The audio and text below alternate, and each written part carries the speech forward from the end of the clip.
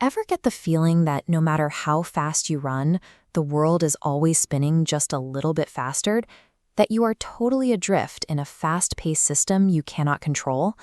Our standard defense mechanism against that chaos is to try and pin things down. We define ourselves strictly by our past memories, our job titles, and our social roles, a collection of labels known as conventional knowledge. The problem is that these fixed historical labels create a rigid identity. When your environment shifts or those roles change, that rigidity makes you feel threatened. You end up spending your life defending an abstract idea of you that doesn't actually exist in the present. Modern physics has dismantled our familiar concepts of space, time, and solid matter. We are drifting in a universe of pure relativity, lacking the absolute principles we once used for psychological security. What looks like a terrifying void to a mind desperate for control is actually a source of relief for others. There is a 1,500-year-old tradition that looks at this exact same trackless, unpredictable ocean of relativity and feels positive delight. In the mid-20th century, philosopher Alan Watts began translating this perspective for an anxious post-war audience. He introduced Zen as a way of liberation. It was designed to free the human mind from its constricting identification with that abstract conventional ego. To grasp how anyone could feel at home in a reality with no solid ground, we have to trace Zen's psychological DNA back to its ancient origins. Zen's roots start in India, with the foundational Buddhist insight that the subjective feeling of an isolated, permanent self is an illusion. When that concept migrated into China, it collided with the indigenous tradition of Taoism. While Confucianism enforced rigid social roles, Taoism offered a way to remain human within that system. It treated the self as a fluid process rather than a fixed, labeled box. According to tradition, this synthesis was brought into focus by a fierce, intense patriarch named Bodhidharma. By merging the Buddhist recognition of the ego's transparency with Taoist spontaneity, these thinkers created a psychological framework built to break human beings out of their conceptual prisons.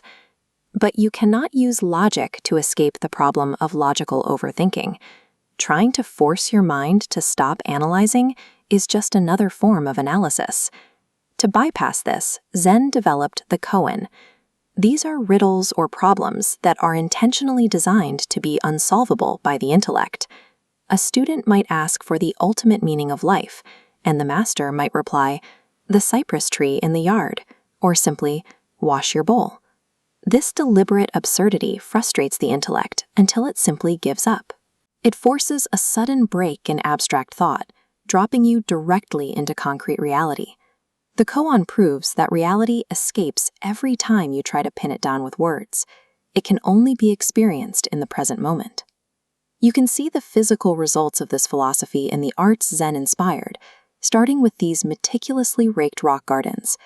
These spaces reflect what Zen calls the aimless, empty life. They are environments that mirror the purposeless flow of the natural world, rather than the pressure of human ambition. In human action, this translates to the concept of mo-chi-chu, going ahead without hesitation. The ink painter embodies this, executing a brushstroke with total commitment and zero deliberation. There is no time to second-guess the hand. These arts are evidence that true mastery only emerges when you completely let go of the controller inside your head. By the mid-20th century, Zen arrived in Western academic circles during a time of intense post-war anxiety. Scientists and psychologists began to find Zen philosophy relevant to their own cutting-edge discoveries. Western science realized the universe is not a rigid machine, but a shifting web of relationships, the same unfixed world Zen described for centuries. Both arrived at the same conclusion: the observer and observed are not separate. You and the world are one system. These scientific parallels turned a distant Eastern curiosity into a practical strategy for living in a world that refused to stay still. Adopting this mindset does not require you to move to a monastery. By simply recognizing that yourself and your social roles are abstract ideas, you can stop fighting the natural uncertainty of daily life. This shift in perspective reveals the void as a space of pure creative potential.